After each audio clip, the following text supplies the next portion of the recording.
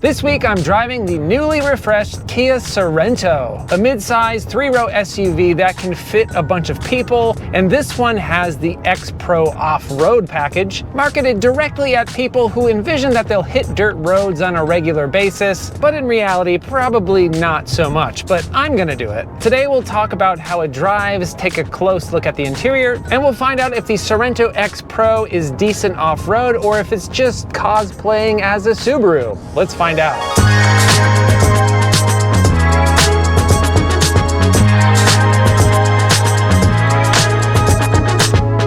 It seems like every manufacturer nowadays is trying to be Subaru. Off-road theme packages are just huge on SUVs right now. Honda has their Trail Sport, Nissan has Rock Creek, Hyundai has XRT, and even Subaru's upped their game with their Wilderness line. Kia's X-Pro trim is already available on the Telluride and the Sportage, and now this mid-size Sorento gets it. So the Sorento comes in a ton of different trim levels. I think there's like 12 to choose from. It's pretty nuts. Within that lineup, there's also a hybrid and a plug-in hybrid, which is pretty cool. So what we have here is the X-Pro XS Prestige, kind of a long drawn out name, but that's what it is, which is the top of the line when it comes to those non-hybrid Sorentos. All right, so let's talk about what you get with this X-Pro. So the ground clearance is a touch higher at 8.2 inches, and you get these BF Goodrich Trail Terrain TA tires running on those blacked out 17-inch wheels, which look pretty decent. And I think these BFGs are a pretty good compromise tire. They're capable but not amazing off-road, and they're decent here on pavement. And when it comes to modern SUVs, 17 inches is actually a pretty small wheel, but the advantage of that small wheel is that we have a ton of sidewall here, which should help off-road. We'll check that out in a bit. And it also provides some comfort here on the pavement. And this X-Pro also gives you a higher tow rating thanks to the larger radiator, and it comes in at a respectable 4,500 pounds. And it does, of course, have all-wheel drive, but it's the same all-wheel drive system that's found on the other Sorentos. There's nothing specific to the X-Pro here, and there's no skid plate up there in the front. So on paper, when it comes to off-road capability over a lesser Sorento, we've mainly got tires and a lift, that's it. But we'll hit some dirt in a bit to see what this X-Pro is really capable of.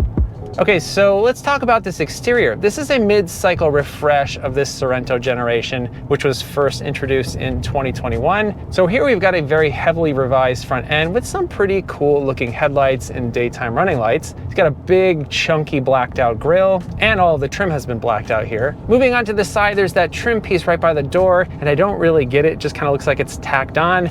It's fine, I guess. And out towards the back, we still have that little shark fin, but like many SUVs, there's not a whole lot you can do with this overall shape, but it looks unoffensive. Looks like a somewhat rugged SUV. And out back, the taillights have been slightly revised, and it might not look like there's a rear wiper back there, but it is just tucked underneath that little spoiler. And also the higher trims come with those high utility roof rails. So this is sort of an in-betweener SUV. It's a bit larger than something like a Toyota RAV4, but smaller than a Highlander. And it's definitely a bit on the smaller side for SUVs that include a third row of seating. So what do you think of the color that we've got going on here? It's sort of a primerish gray with a touch of beige going on. It's not my favorite. It's a bit too monochrome for me, but a lot of people that I've talked to have really liked it. So maybe I have terrible taste, I'm not sure.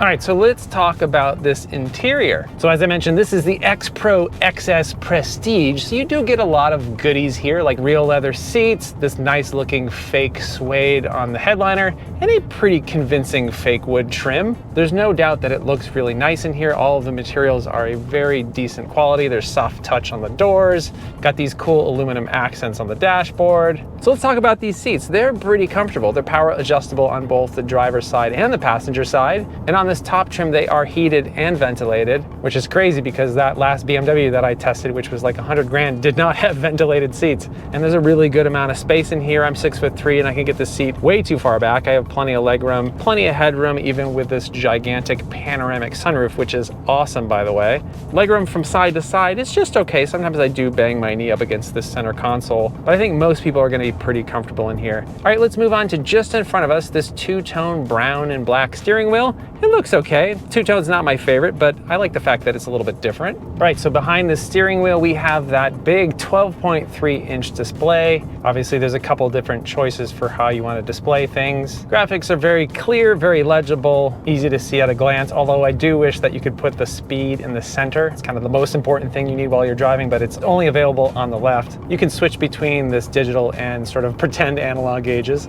All right, moving over to the right to this 12.3-inch display for the infotainment system. Now, this is a new infotainment system from Kia. It looks different than it did before. I like the fact that you've got these big areas that you can press to select each function. They're nice and chunky, very easy to touch while you're driving. You don't have to like squint for a tiny little icon. You've got Android Auto and Apple CarPlay, and you can also do that wirelessly if you'd like.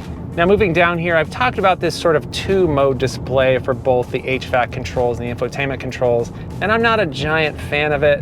Press this little toggle right down here and it'll switch between your infotainment controls and your HVAC controls. And depending on what mode you're in, the left knob is either volume or temperature, and the right knob is either tune or temperature. And I will say, after you use it for a while, you do start to get used to it. And personally, I just leave it in the climate control settings because that's what I use most frequently. But honestly, I'd much just prefer physical buttons and controls that you can turn and operate without even looking at them. This is a bit distracting. All right, moving on to this center console, you've got your USB ports over there, wireless charging. And then you've got a pretty chunky traditional gear selector for the 8-speed dual clutch transmission. There's a manual shift mode over here to the left. You got two kind of smallish cup holders, but they do fit a singamajig, just barely. Little pocket down here for your keys. And then down here, you've got the rotary knob for your drive modes, normal, eco, sport, smart, snow. This push button right here, which will lock the four-wheel drive system. We'll talk about that a little bit when we go off-road. Pretty decent sized center console. You can store all your kids' stuff in there. And this is pretty cool right here. This top trim has this digital rear view mirror, which does take some getting used to if you haven't used one of them before. It does make the objects behind you seem a lot closer than they actually are. All right, let's talk about the rear seats. One of the nice things that I've noticed is that the materials and the comfort back there is just as good as it is in the front. Well, at least in the second row. Third row we'll get to in a second. No power seats for those second rows, but they are leather. They're pretty comfortable. They got armrests on the side that are adjustable, and those seats are heated. Very easy to get a child seat installed back there. In this particular Sorento, we can seat 6 here, but a bench is available on the lower trims if you want to seat 7. That panoramic sunroof does let in a lot of light back there, which is pretty nice. But if you want to get rid of some of that light, you can use these sunshades on the side. The second row has a couple vents, but there's no dedicated climate control system for the second or third rows. You got USB ports right here on the side of the seats, and there is an AC outlet right down there, which is really useful.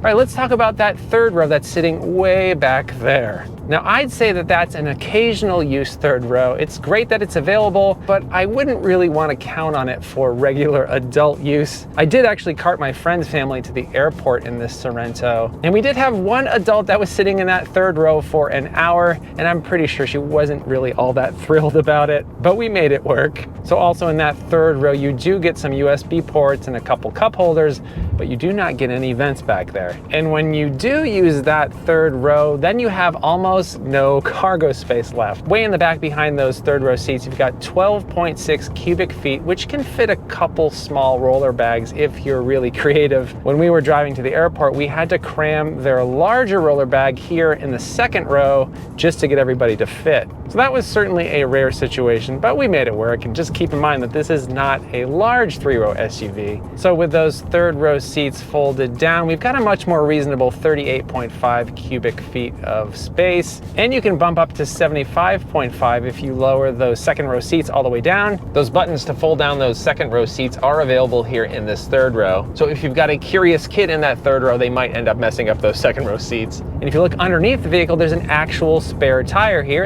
and all but the lowest two trims get a power liftgate. Fancy. All right, so let's talk about safety. This comes with Kia's latest suite of safety and driver assistance tech. We've got blind spot collision warning. We've also got forward collision avoidance with pedestrian and cyclist detection, rear cross traffic alerts, safe exit assist, so that will give you a warning if somebody's driving by when somebody in the back is trying to get out. It won't even let you open the door. And there's a whole lot more. It seems like it's one of the more full-featured systems you can get. It also has Kia's Highway Driving Assist 2, which combines adaptive cruise control with stop-and-go capability, with lead vehicle distance tech and lane centering. And it can do automatic lane changing in certain situations, which is pretty neat, but maybe not all that useful for me. But all this stuff works really well. No complaints from me. And of course, we've got parking sensors here. The backup camera looks good. And this 360 camera on this high-end trim works great. It makes it really easy to back in and out of crowded parking lots. Now, this isn't a gargantuan SUV, but it is reasonably large with a high enough hood that the blind spots directly in front of the vehicle are quite a bit greater than they would be with a sedan. But it's not too terribly difficult to tell where that leading edge of the vehicle is. It does have really nice windows on the side. The visibility out the side is very good. You get this small window right here by the side mirror, which is nice because it helps make that blind spot in the front a little bit smaller. Visibility out the rear is pretty good too. I have a very good view of the woman that's tailgating me at the moment.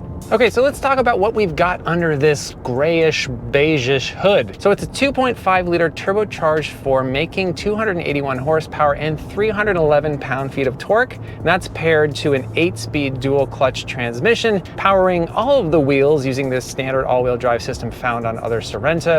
So there's a decent amount of power on tap, but the power delivery isn't exactly smooth. There's a fair amount of turbo lag from the engine. Because it's a dual clutch transmission, sometimes the shifts feel a bit jerky. And from a step on it, it's like nothing, nothing, nothing. And then it's like, way too much. It's not exactly what you want, and at slow speeds I have found that it can be a bit difficult to apply the power smoothly. But once you're past that turbo lag and the transmission's in the right gear, it can get up to speed very quickly. 0 to 60 occurs in under 7 seconds, which is plenty fast for a family hauler. But one thing I really do like here is the comfort. These seats are really good. There's lots of amenities in here, and the ride quality is actually pretty good. And maybe a lot of that could be attributed to the extra sidewall you get with these BFG tires. Yeah, they're certainly not going to offer as much cornering grip as a true street tire. You do get a bit more lean in the corners with these somewhat squishy tires. All right, so in terms of fuel economy, it's decent for this class of vehicle. 20 miles per gallon city, 27 miles per gallon highway. That's fine, but it certainly pales in comparison to the hybrid and plug-in hybrid versions of this vehicle. I've averaged 18.3 miles per gallon in mixed driving, which isn't all that great. All right, enough driving on pavement. Let's go find some dirt.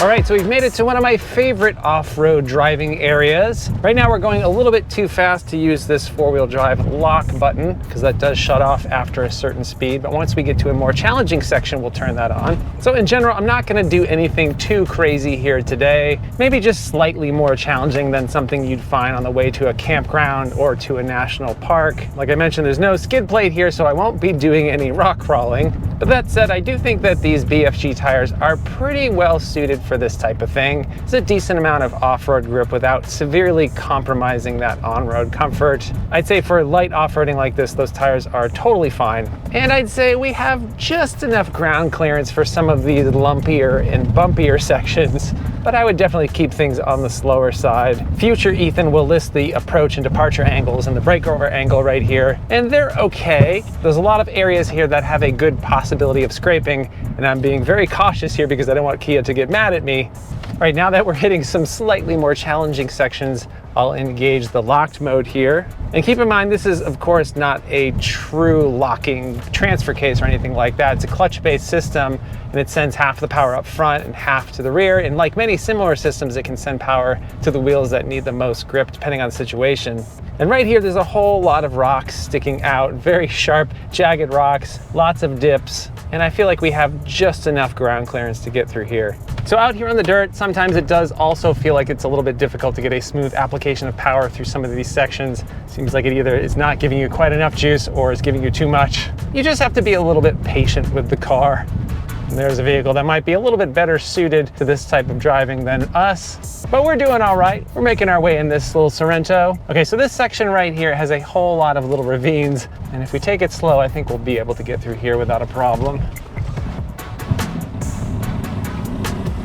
Okay, so we're coming up on a set of obstacles that's a bit more challenging than what we've seen so far today. And if you look out in front of us, that section of trail doesn't look that difficult from the perspective of a GoPro camera, but it's a pretty steep drop down to a decently steep incline. And it should allow us to test out the approach and departure angles here and see if this Sorento X-Pro can power out of this ditch and up that hill. I've taken a few other off-road themed vehicles through this section right here. The Passport Trail Sport, the CX-50 Meridian, and the Crosstrek Wilderness all made it up up through here without an issue. So this has a bit less ground clearance than the Mazda and the Subaru, but it has a touch more than the Honda. And I'm not gonna bother airing down my tires here because I doubt many people will do that in their Sorento. So let's see how this goes. In 3, 2, 1, go. All right, I'm gonna take this very carefully, very slow, because this is a section that I could easily scrape the front of this car on. Let's get down to the bottom of this ditch.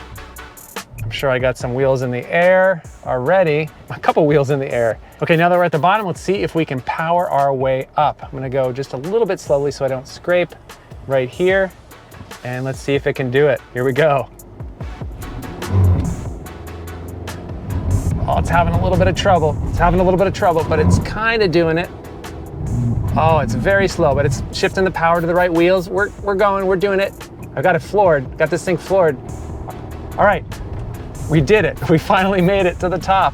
That was a little bit more of a struggle than in the Passport or the CX-50 or the Crosstrek, but we did it. All right, so now I'm going to make my way down this hill and I'm going to engage the hill descent control that we got going on right here. Downhill brake control on. It's gonna be weird not having my foot on the brake, but we're gonna make it happen. All right, 3, 2, 1, go.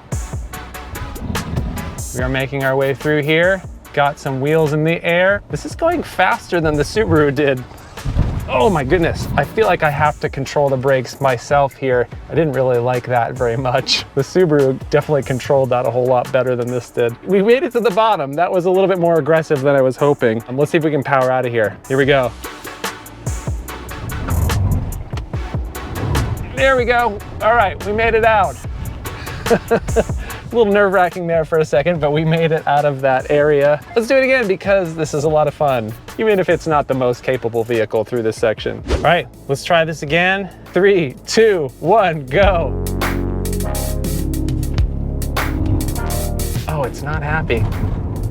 It's not happy. I don't think we're gonna make it this time. Come on, you got this. No, it's not doing it. Let's go back a little bit. Let's go back.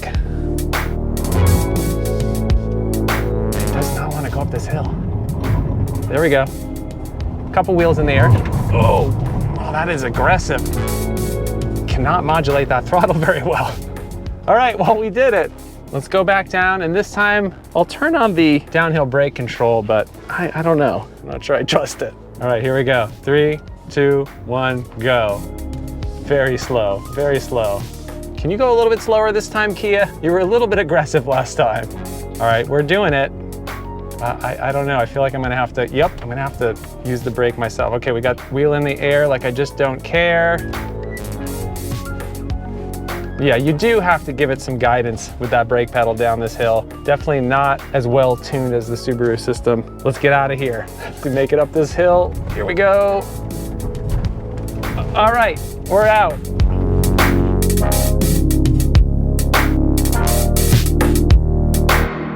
Okay, now that we're back on pavement, let's talk about this price. The Sorento starts out at a very reasonable 33 grand for the base LX. The plug-in hybrid is the priciest Sorento, and this fancy X-Pro XS Prestige comes in at just under $49,000 after destination charge and a couple options. And yes, that is getting well into Kia Telluride territory, but if you don't need as much space as a Kia Telluride, one of the many Sorento trims could be a good option. If you're looking at this Sorento X-Pro, you might also be considering the new Hyundai Santa Fe XRT, which shares a platform with the Sorento. It will give you similar performance in a much boxier package. You might also even consider the Honda Pilot Trail Sport. The Honda is more capable off-road, has a roomier interior, but this Kia has a nicer cabin. So we did okay out there in the dirt today. Is this Sorento X-Pro the most capable of these off-road themed SUVs? No. Was I really all that impressed with its off-road abilities? Not really. But in a pinch, it can handle some light off-roading, mainly because of these really good tires. We all know that the Sorento X-Pro isn't a Jeep Wrangler or a Ford Bronco, but from the standpoint of a family SUV, the Sorento does exactly what you'd expect it to do. It's a comfortable, inoffensive, mainstream machine that provides good utility and a bonus third row. If you have a couple kids and you want to cart them around safely with a decent amount of extra space to spare, the Sorento just might be the family SUV for you. Just don't take it on any really difficult dirt road hills.